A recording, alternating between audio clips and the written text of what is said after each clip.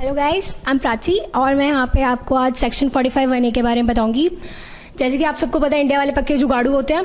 तो पहले क्या होता था, इंश्योरेंस करवा लेते थे और जब वो मतलब मान लो अगर एक्सीडेंट हो गया या फिर मतलब फायर में डिस्ट्रॉय हो गया हमारा एसेट, तो क्या कहते थे कि ट्रांसफ़र तो हुआ ही नहीं है। बेसिकली ट्रांसफ़र मतलब क्या होता है, उसमें 3 चीज़ें होती हैं। 2 पार्टीज़ होनी चाहिए, कंसिडरेशन होना चाहिए, म्यूचुअल कंसेंट होना चाहिए। अब वो लोग क्या कहते थे असेसिंग ऑफिसर को कि भाई हमारा कंसिडरेशन तो है ही नहीं, ठीक है, हमारी एसेट जल गई, पैसे मिल रहे हैं, अब हम उनको दे क्या रहे हैं, राख। अब राख में कंसिडरेशन थोड़ा ना मानी जाएगी। तो अब क्या होता था कि गवर्नमेंट परेशान कि भाई टैक्स तो मांगना पड़ेगा, इनसे मांगे कैसे मांगे। तो उन लोगों ने अमेंडमेंट लाए सेक्शन 45(1)(a). उसमें उन लोगों ने क्या बोला, 2 कंडीशंस हैं। पहले तो तुम्हारा एसेट इंश्योर्ड होना चाहिए, दूसरा नेचुरल कैलेमिटी होना चाहिए। तो उससे क्या होगा, हमारा टैक्स लगेगा। अब क्या होगा कि कॉस्ट ऑफ एक्विजिशन और पीरियड ऑफ होल्डिंग क्या माना जाएगा। कॉस्ट ऑफ एक्विजिशन जो हमारा उस वक्त मार्केट वैल्यू चल रहा होगा या फिर हमारा जो मार्केट वैल्यू है ही, और प्लस उसके बाद पीरियड ऑफ होल्डिंग जहाँ मतलब डिस्ट्रॉय हुआ है वहाँ से लेके जब हम लोगों ने SSC first acquiring the asset, वो होगा हमारा period of holding. Thank you so much.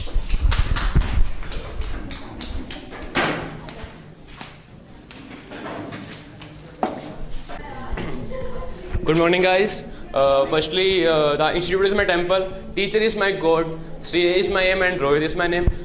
Today I speak something about capital gain. In capital gain में कुछ सेक्शंस हैं, सिर्फ 45 to 55(a). फर्स्टली इसमें बहुत सारे चार्जेबिलिटी सेक्शन है। Section 45 section 1, any profit or gain arising from any transfer of capital asset in which previous year transfer takes place. इसमें 2 essential points हैं, यानी कि highlighted points. Firstly transfer and secondly capital asset. And section 2 subsection 14 capital asset. Capital asset means property, यानी कि bundle of rights. Means whether movable, immovable, tangible, intangible, whether connected for a business for purpose of profession और any purpose, that means capital asset. And इसकी 7 exclusions हैं। Firstly stock in trade for any use of business और profession. Secondly movable property held for personal use.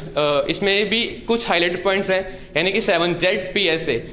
J means jewellery and archaeological collections, drawings, paintings, sculptures and any work of art. And next third point is rural agricultural land situated in India. And 4th, gold bonds, and 5th, special bear bonds. Now, section 229(a), long term capital asset. Long term capital asset क्या है, जो कि short term नहीं है। And now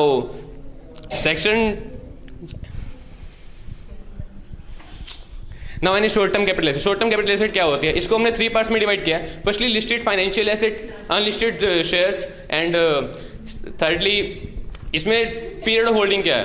firstly 12 months, 24 months, and other assets में 36 months. Now what is transfer and what is not transfer. Section 2 subsection 47 हमें explain करता है कि ट्रांसफर क्या है।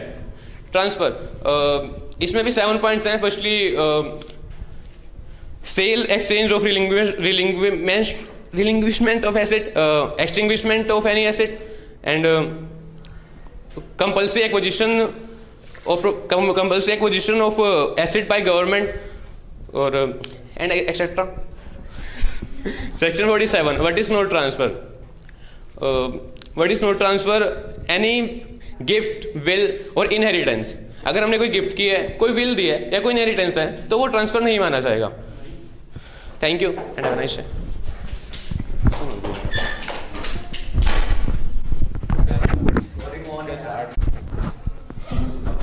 Hello friends, myself Bharti. I am talking about here section 51 for feature of advance money. क्या बात है, हंस क्यों रहे हो? सर हिंदी में बोलो या इंग्लिश में, कैसे भी। अगर हम लोगों को एडवांस मनी रिसीव हुई है 1 अप्रैल 2014 से पहले, तो हम लोग जो कॉस्ट ऑफ एक्विजिशन होता है या जो कॉस्ट ऑफ एक्विजिशन होता है जो 1 अप्रैल 1981 और फेयर मार्केट वैल्यू उस टाइम जो हायर होता है, हम लोग उसमें से उसको डिडक्ट करते हैं। अगर हम लोगों को एडवांस मनी रिसीव होती है 1 अप्रैल 2014 के बाद, तो हम लोग तो वहाँ पे सेक्शन 56 सेक्शन